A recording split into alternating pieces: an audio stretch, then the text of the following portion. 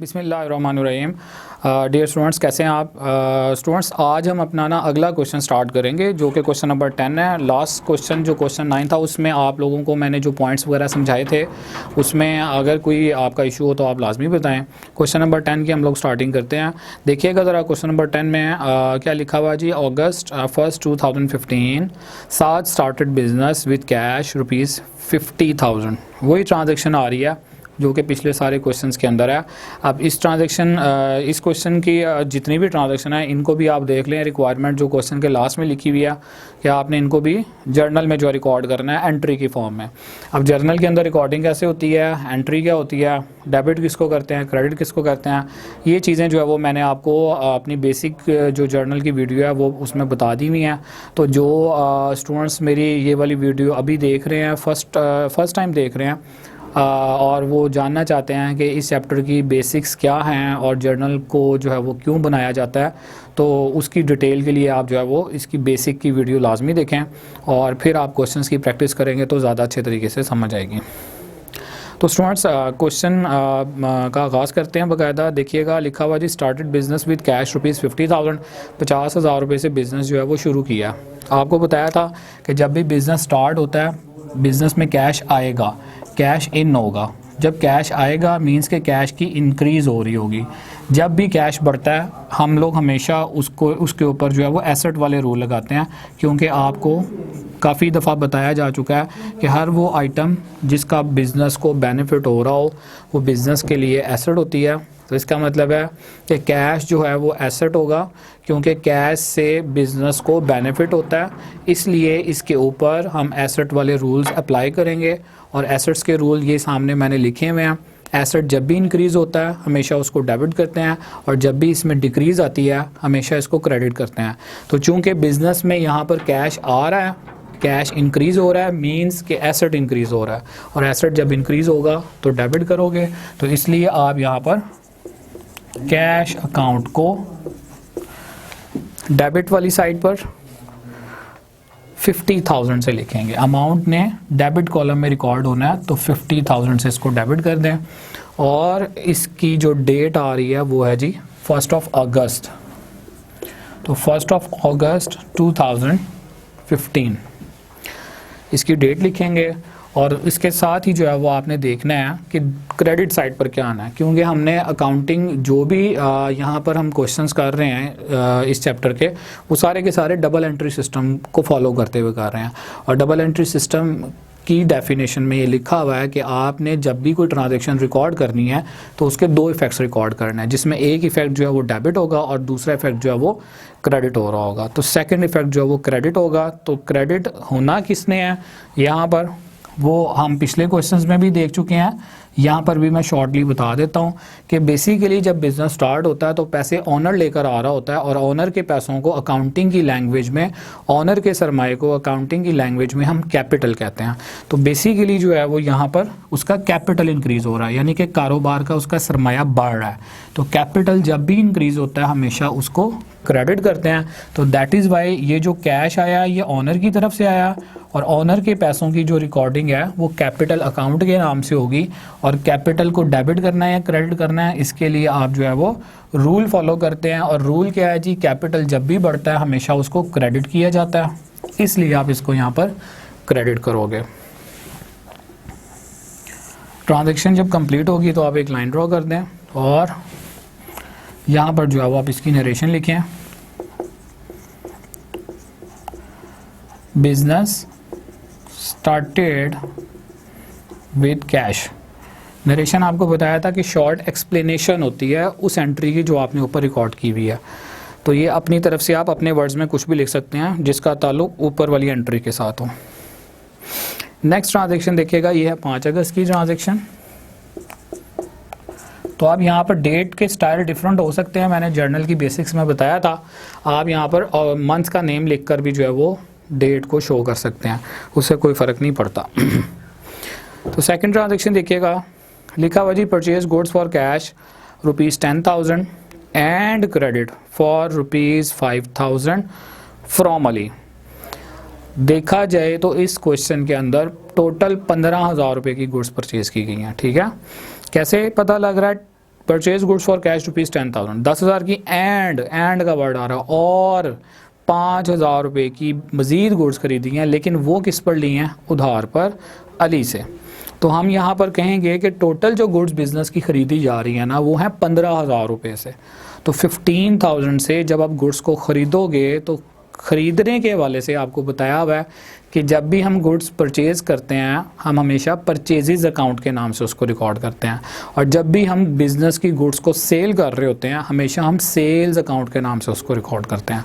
Purchase account के ऊपर expense के रूल लगते हैं, सेल्स अकाउंट के ऊपर इनकम के रूल लगते हैं। तो यहाँ पर चूँकि हम गुड्स ख़रीद रहे हैं, हमारा ख़र्चा हो रहा है, तो इसका मतलब है हमारे एक्सपेंस के रूल यहाँ पर लगेंगे। तो एक्सपेंस जब भी बढ़ता है हमेशा उसको डेबिट करते हैं। तो आपने करना क्या है, गुड्स के परचेज़ की वजह से परचेज़ अकाउंट बनाना है, शो करना है, और एक्सपेंस इंक्रीज़ होगा तो डेबिट करना है। तो डेबिट वाले कॉलम में आपने 15,000 को शो करना है, यानी कि कैश और क्रेडिट वाली, उधार वाली दोनों तरह की जो गुड्स हैं वो इकट्ठी जो है वो आपने यहाँ पर शो करनी है। अब साथ ही जो है वो इसकी क्रेडिट साइड पर रिकॉर्डिंग होगी। रिकॉर्डिंग में क्रेडिट साइड पर क्या लिखना है, इसके लिए देखिएगा लिखा हुआ जी कि कैश जो है वो 10,000 रुपये से पे करें, यानी 10,000 रुपये की चीज़ें तो आपने कैश पर ली है ना, इसका मतलब है 10,000 की गुड्स खरीदी और 10,000 आपने अपने बिजनेस में से कैश निकाल कर दे दिया। तो कैश जो होता है वो हमारा एसेट होता है, और एसेट जब भी बिज़नेस का डिक्रीज़ होता है हमेशा उसको क्रेडिट करते हैं। तो आपने करना क्या है, यहाँ पर कैश अकाउंट को 10,000 से क्रेडिट किया, क्योंकि कैश एसेट है, एसेट बढ़ेगा तो डेबिट होगा, कम होगा तो क्रेडिट होगा, कम हो रहा था इसलिए क्रेडिट किया। और इसके साथ ही जो है वो आपने अब देखें यहाँ पर एक आपको आपकी कन्फ्यूजन मैं दूर कर दूं, क्रेडिट का जो वर्ड है ना वो इंग्लिश के अगर हम डिक्शनरी के पॉइंट ऑफ व्यू से देखें तो डिक्शनरी मीनिंग इसके 2, 3, 4 भी हो सकते हैं, ठीक है। एक क्रेडिट जो है वो उधार की सेंस में आता है, ठीक है, और एक क्रेडिट का वर्ड मैं बार बार जो यहाँ पर बोल रहा हूँ वो रूल्स के लिए, यानी क्रेडिट का ये वाला जो वर्ड है ना ये हम आइडेंटिफिकेशन के लिए यूज़ कर रहे हैं, for the identification of rules, ठीक है। तो क्रेडिट से मुराद उधार भी होता है, और क्रेडिट का जो वर्ड यहाँ पर भी लिखा हुआ और इधर कॉलम के हेड पे भी लिखा हुआ है, ये हम आइडेंटिफिकेशन ऑफ रूल के लिए यूज़ कर रहे हैं। इट डजेंट मीन कि यहाँ पर अगर मैंने ऊपर वाली ट्रांजेक्शन में 50,000 क्रेडिट कर दिया तो 50,000 उधार है। It doesn't mean credit mean उधार ज़रूरी नहीं है कि हो। हाँ, इस ट्रांजेक्शन के अंदर अगर हम देखें तो क्रेडिट का वर्ड आ रहा है, क्रेडिट, अब सिर्फ इस वर्ड को फोकस करेंगे तो कंफ्यूज हो जाएंगे। अगर आप पूरा सेंटेंस पढ़ेंगे तो फिर आपको समझ आएगी कि क्रेडिट से के वर्ड से मुराद रूल है या क्रेडिट के वर्ड से मुराद उधार है। तो यहाँ पर आपको जैसे कि पहले बताया कि 15,000 रुपये की चीज़ें खरीदी थी, जिसमें से 10,000 रुपये की कैश पर थी और 5,000 रुपये की जो है वो उधार, 5,000 ऑन क्रेडिट, ठीक है, तो उधार पर थी। तो इट मीन्स कि अब उधार आपने किया किससे है, अली से आपने चीज़ें ली हैं, तो आपने, इसका मतलब है अली को पैसे देने हैं। और जिसको भी हम बिज़नेस में पैसे देते हैं उनको हम क्या कहते हैं, अकाउंट पेएबल या लाइबिलिटी। और अकाउंट पेएबल या लाइबिलिटी बेसिकली हम बात करें, अकाउंट पेएबल का जो दूसरा नाम आ रहा होता है वो क्या आता है जी, क्रेडिटर्स। तो ये दो नाम जो है वो आपको मिल रहे होते हैं, जिनको बिजनेस ने पेमेंट्स करनी होती है, यानी जिनको हमने पैसे देने होते हैं उनको हम अकाउंट पेएबल भी कहते हैं या उनको हम क्रेडिटर भी कहते हैं। और पैसे देना हमारी जिम्मेदारी होती है अकाउंटिंग की लैंग्वेज में, जिनको पेमेंट्स करना हो वो हमारी जिम्मेदारी है, और जिम्मेदारी हम लाइबिलिटीज़ को बोलते हैं। और लाइबिलिटी के रूल को अगर देखें तो लाइबिलिटी जब भी इंक्रीज़ होगी हमेशा क्रेडिट होगी। इसका मतलब है अली को पैसे देना हमारी लाइबिलिटी है, क्योंकि अली हमारा अकाउंट पेएबल या क्रेडिटर है, ठीक है, और लाइबिलिटी हमारी यहाँ पर बढ़ रही है। तो लाइबिलिटी जब बढ़ती है क्रेडिट होती है। हम यहाँ पर अली के अकाउंट को क्रेडिट करेंगे 5,000 से, और यहाँ पर रूल कौन सा लगाया गया, लाइबिलिटी के इंक्रीज यहाँ पर हुई है, ये मैंने आपको समझाने के लिए लिख दिया, ठीक है जी। इसकी अगर हम नरेशन लिखें तो क्या लिखेंगे,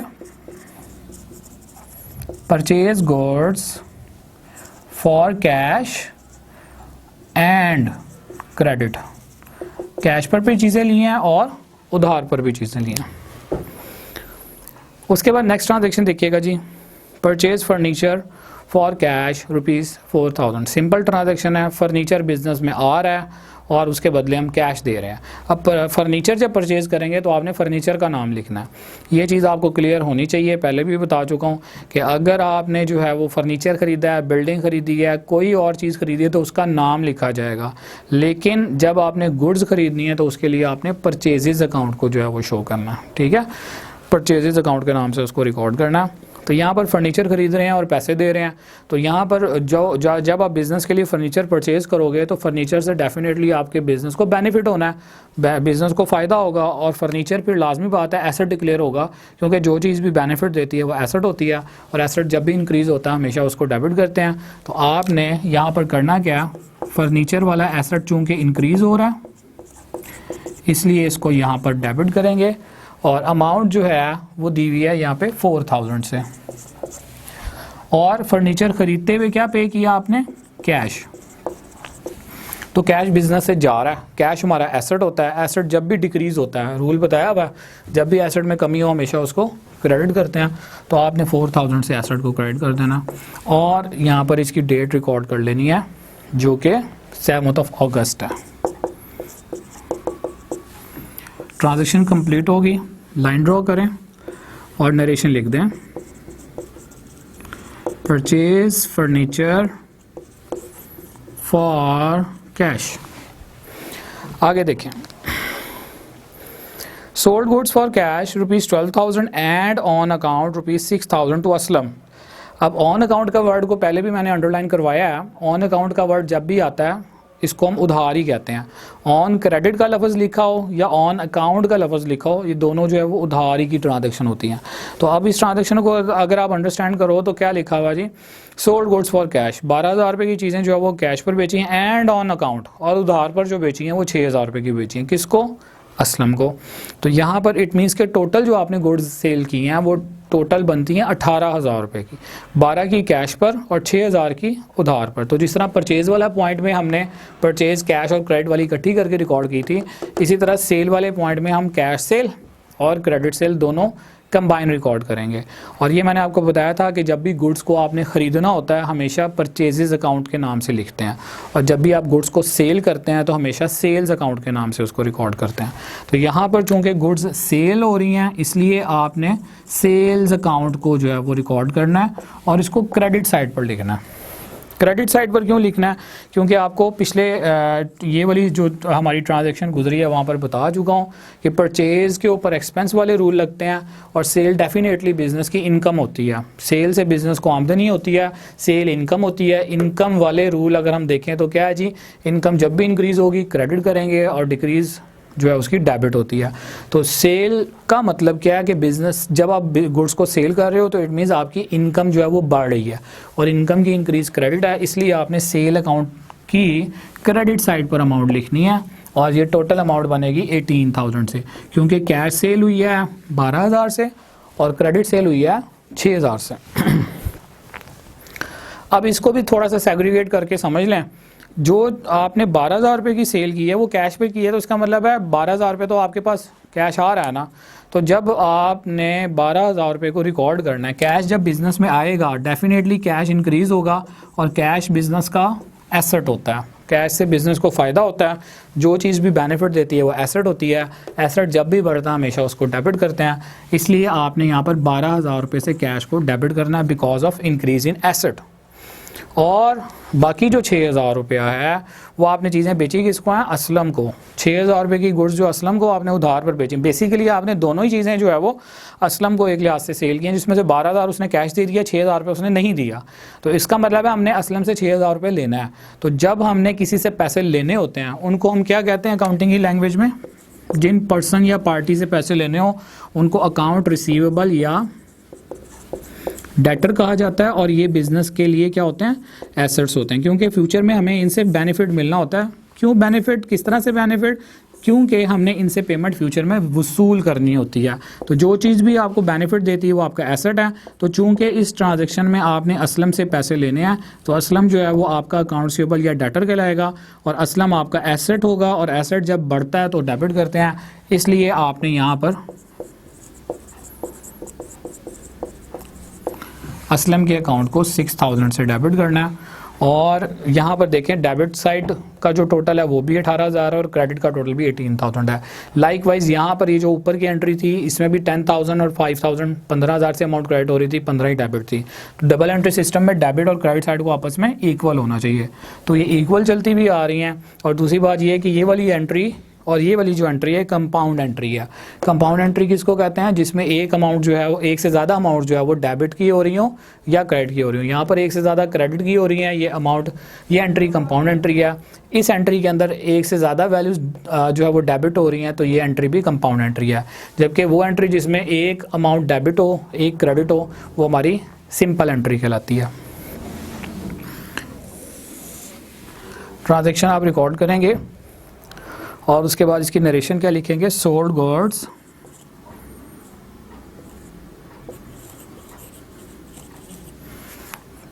फॉर कैश एंड क्रेडिट, और डेट इधर इसकी लिखेंगे 9 अगस्त की।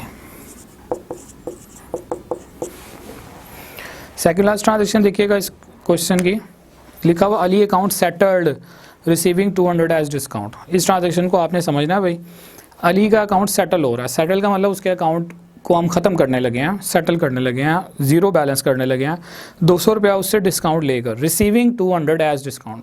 डिस्काउंट के बारे में आपको बता चुका हूँ, 2 तरह का डिस्काउंट होता है, एक होता है डिस्काउंट अलॉड, एक होता है डिस्काउंट रिसीव। डिस्काउंट अलॉड हम उसको कहते हैं जो हम दे रहे होते हैं किसी को।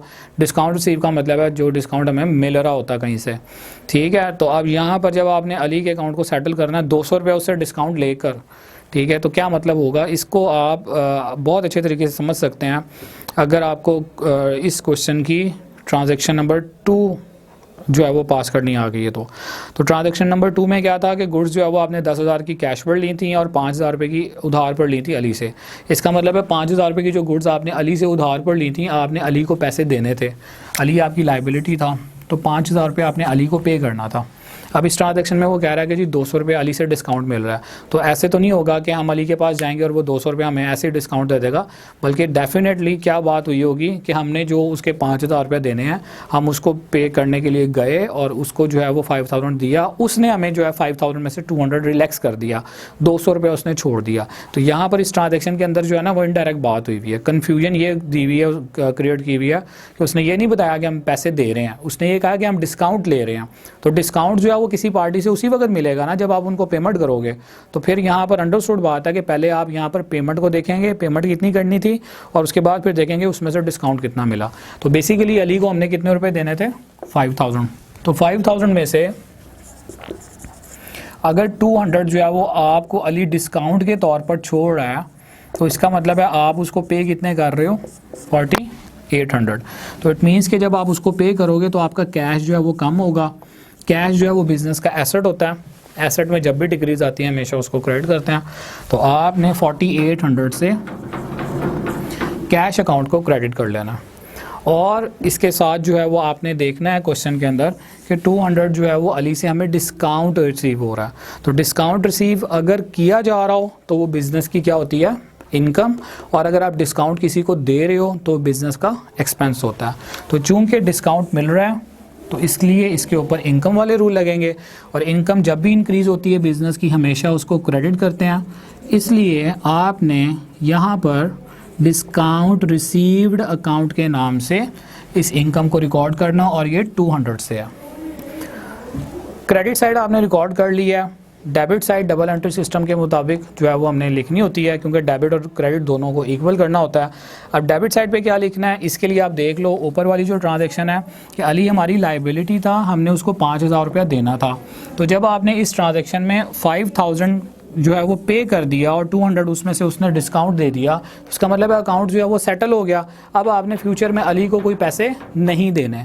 तो इट मीन्स कि जब हम पैसे दे देते हैं तो देने की सूरत में लाइबिलिटी में क्या होती है? डिक्रीज आती है, हमारी जिम्मेदारी कम हो जाती है।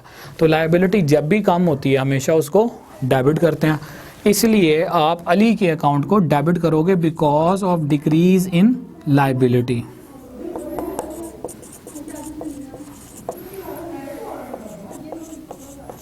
तो 5,000 से आपने डेबिट किया क्योंकि लाइबिलिटी में डिक्रीज हो रही थी। और ये वाली जो ट्रांजैक्शन थी ये थी 15 अगस्त की। अच्छा, इसकी जो नरेशन है वो भी आप सिंपली लिख सकते हो, cash paid and received discount, या आप लिख सकते हैं कि cash paid with settlement of Ali account. तो 2 से 3 जो भी आपकी समझ में आए इस एंट्री से रिलेटेड वो आप नीचे छोटी सी एक्सप्लेनेशन दे सकते हैं। उसके बाद आ जाए जी लास्ट ट्रांजैक्शन जो कि 25 अगस्त की है, वो हम रिकॉर्ड करें।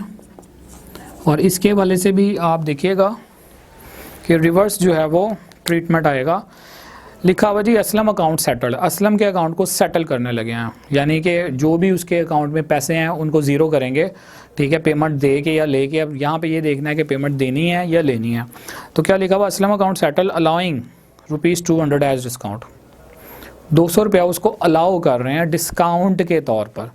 तो असलम कौन है बेसिकली, अगर आप इस क्वेश्चन की ट्रांजैक्शन नंबर 4 पढ़ें तो क्या लिखा हुआ था कि गुड्स आपने सेल की थी 12,000 रुपये की कैश पर और 6,000 रुपये की ऑन अकाउंट यानी उधार पर टू असलम, असलम को। तो जो 6,000 रुपये की चीज़ें आपने उधार पर असलम को सेल की हैं वो 6,000 रुपये आपने उससे लेना था और असलम जो है वो आपका अकाउंट रिसीवेबल था। तो अब यहाँ पर अगर असलम के हवाले से बात दोबारा आ रही है तो असलम का अकाउंट क्या कर रहे हैं, सेटल कर रहे हैं 200 रुपये उसको डिस्काउंट अलाउ करके, उसको 200 रुपये छोड़ कर। तो हम 200 अमाउंट जो रिलैक्स उसको करेंगे, डिस्काउंट जो उसको देंगे वो किस सूरत में देंगे, जब असलम हमें हमारे पैसे वापस आकर देगा। असलम जब हमें पैसे देगा हमारे, हम उसको उन पैसों में से कुछ पैसे जो है वो छोड़ देंगे डिस्काउंट के तौर पर। तो यहाँ पर अगर हम हिस्ट्री देखें ट्रांजैक्शन की तो असलम का अकाउंट जो है ये मैंने इधर डेबिट किया हुआ था 6,000 से। तो 6,000 से असलम हमारा अकाउंट रिसीवेबल था और हमने उसको अपना एसेट बनाकर इंक्रीज़ किया हुआ था कि पैसे लेने हैं। तो अब असलम को हम 200 रुपये छोड़ रहे हैं, लेने टोटल कितने थे 5,000, 6,000 आई थिंक लिखा हुआ है, 6,000 हमने उससे रिसीव करना था, 200 हम उसको जो है वो डिस्काउंट के तौर पर जो है वो छोड़ रहे हैं। तो इसका मतलब क्या होगा, अंडरस्टूड बात है कि हम उसे 5,800 ले रहे होंगे। ये वाली जो ट्रांजैक्शन है ये भी इनडायरेक्टली जो है वो स्टेटमेंट पास की गई है इस ट्रांजैक्शन में। इसमें ये तो कहा हुआ है कि डिस्काउंट कितना हम दे रहे हैं, ये नहीं कहा हुआ कि पैसे कितने ले रहे हैं। तो या इसका अंदाज़ा आपने खुद लगाना है कि असलम से हमने टोटल पैसे लेने थे 6,200 रुपया, अगर हम उसको छोड़ रहे हैं तो हम ले कितने रहे होंगे उससे, जो है वो 5,800 रुपया उससे रिसीव कर रहे होंगे। तो जब आप पैसे, आपके पास असलम से पैसे आएंगे, यानी असलम से जब आप पैसे लोगे तो आपके बिज़नेस में ये कैश आ रहा है। तो कैश जब भी इंक्रीज़ होता है हमारा एसेट होता है और एसेट की इंक्रीज़ जो है हमेशा डेबिट होती है। तो आपने करना है क्या, इसको 5,800 से डेबिट कर देना है। 200 जो है वो आपने उसको छोड़ दिया, तो ये आपके लिए एक्सपेंस है क्योंकि आपके बनते थे लेने उससे 6,000 रुपया, आपने 6,000 की बजाय उससे लिया 5,800 रुपया। तो 200 रुपया आपने जो उसको छोड़ा है वो आपके लिए एक्सपेंस होगा। एक्सपेंस जब भी बढ़ता है हमेशा डेबिट करते हैं, तो डिस्काउंट अलाउड को आपने 200 से जो है वो डेबिट कर देना, ठीक है जी। तो 2 वैल्यूज़ डेबिट हो जाएंगी, दोनों का टोटल 6,000 ही बनता है। और क्रेडिट साइड पर क्या करेंगे, जब हम पैसे ले लेते हैं अपने डेटर से या अकाउंट सेबल से तो हम उनके अकाउंट को भी जो है वो कम कर देते हैं। यानी अब ये तो नहीं होगा कि असलम से पैसे ले लिए और फिर भी उसके अकाउंट में जो है वो पैसे लिखे हुए हैं एज इट इज़। तो जब पैसे हमने ले लेने हैं तो हमने क्या करना है, जितने पैसे हमने रिसीव कर लेने हैं उतने से हमने उसके अकाउंट को कम करना है। अब यहाँ पर रूल अगर देखें तो ये असलम कौन था, हमारा डेटर था, और डेटर्स क्या होते हैं, एसेट होते हैं। पैसे जब मिल जाएंगे तो हमने एसेट्स जो है वो कम कर देने हैं डेटर वाले, और एसेट जब भी कम होते हैं हमेशा क्रेडिट करते हैं। तो असलम अकाउंट को आप क्रेडिट कर दोगे क्योंकि उससे पैसे मिल चुके हैं, यानी कि डेटर में डिक्रीज़ हो गई है। तो 6,000 से क्रेडिट करेंगे और इसकी जो है वो नरेशन रिकॉर्ड करेंगे। क्या आएगी narration, cash received and allow या अलॉड डिस्काउंट, ये इसकी जी नरेशन बनेगी, ठीक है स्टूडेंट्स। तो ये आज का हमारा क्वेश्चन नंबर 10 था। इस क्वेश्चन में अगर आपको कोई मसला हो तो आप लाजमी जो है वो पूछें। आप ख़ास तौर पर डिस्काउंट वाली जो एंट्रीज़ आ रही हैं, जो कंपाउंड एंट्रीज़ आ रही हैं, उनकी जो है वो लाजमी प्रैक्टिस करें। और इंशाल्लाह ताला जो है वो हमारी जो नेक्स्ट वीडियो होगी उसमें मैं आपसे क्वेश्चन नंबर 11 डिटेल से जो है वो शेयर करूँगा, डिस्कस करूँगा। और इसके साथ साथ जो है वो आप पिछले जो क्वेश्चंस हैं उनको भी देखते रहें, और उनमें कोई भी अगर आपका कोई मसला आ रहा है तो वो आप लाजमी अपने कमेंट्स में बताएं ताकि मैं जो है वो उनको देखूं और उनका इंशाल्लाह ताला आपको जवाब भी दूँ। तो नेक्स्ट वीडियो तक के लिए जो है वो अल्लाह हाफिज़, थैंक यू सो मच।